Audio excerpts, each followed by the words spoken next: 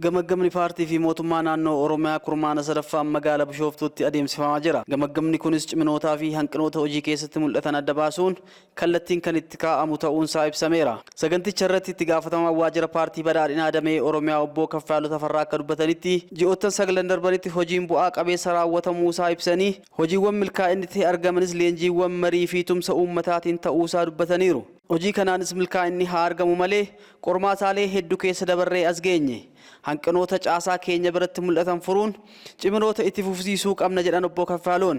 Ji'oottan 9 darban keessatti hojiiwwan kallattii hundaan hojjechaa turreen hojiin bu'aa qabeessi hojjetamee jira jechuun hin dandeenya. Ji'oota 9 darban kana keessattis bu'aawwan galmaan dandeettii raawwachiistummaa hooggansa keenyaa sadarkaan jiru fooyya'insa agarsiisaa akka jiru kan namatti agarsiisudha. Hojiiwwan akka milkiitti kaafnu kan mootummaan paartii badhaadhinaatiin hoogganamu waan karoorse waan waadaa gale hojiidhaan mirkaneessuu akka danda'u kan namatti agarsiisudha. Hojiiwwan akka milkaa'inaatti kaafnu kan leenjiiwwan marii adda addaa taasisaa turreen kan milkeessinu ta'uun dabalataanis tumsii fi deeggarsi uummanni keenya nuu godhu bakka olaanaa akka qabu kaasuun ni danda'ama. Haa ta'u malee raawwii hojii kana keessatti qormaatilee fi bu'aa bahiin hammana hin jedhamne nu mudachaa turanii jiru. Ciminni caasaa keenyaa sadarkaadhaan jiru kan wal fakkaatu miti.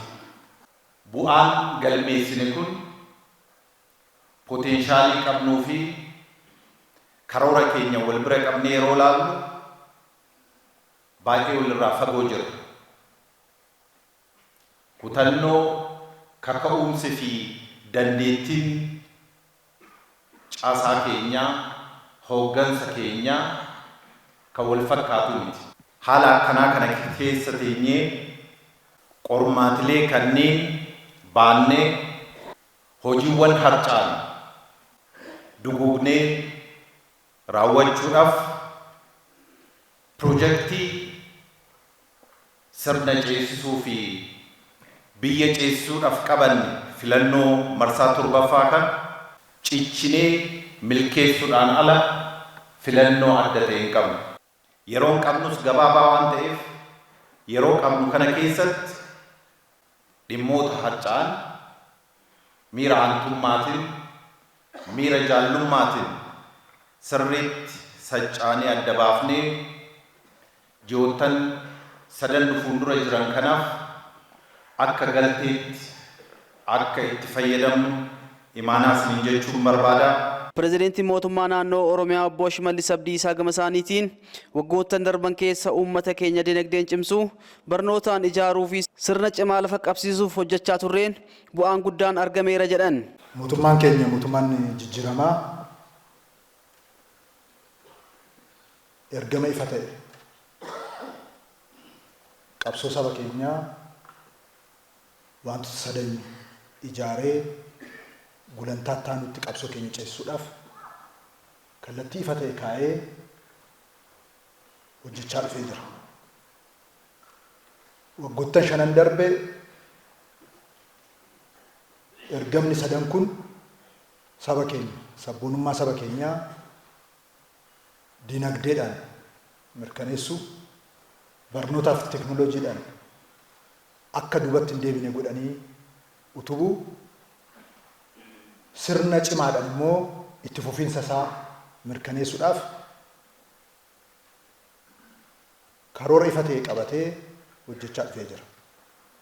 Raawwiin keenyas galmoota sadan qabanne kanaan sakattaamaa dhufee jira.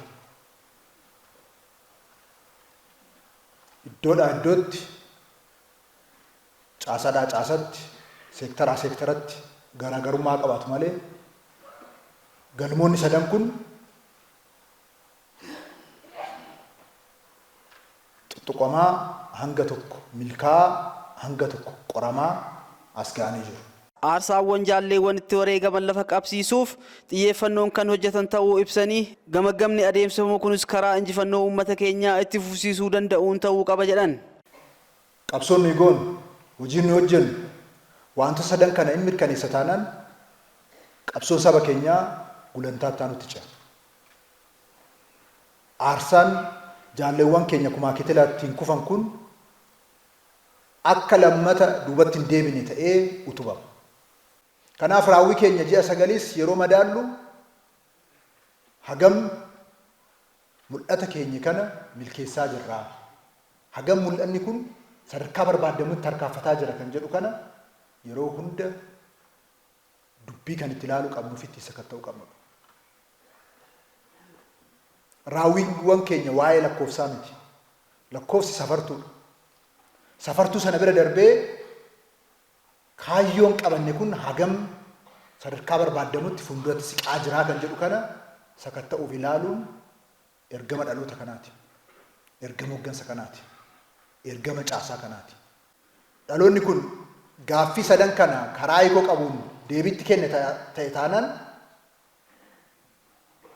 deebii jaarraa tokkoo gaaffii jaarraa tokkootiif deebii gahaa kenneera jechuu danda'a.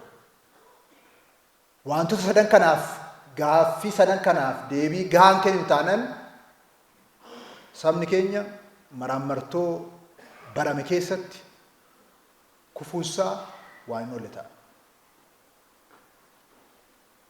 Kanaaf sirriitti raawwii keenya sakatta'uun dubbii jiru madaaluun tokkoon tokkoo keenyarraa kan eeggamu ta'a.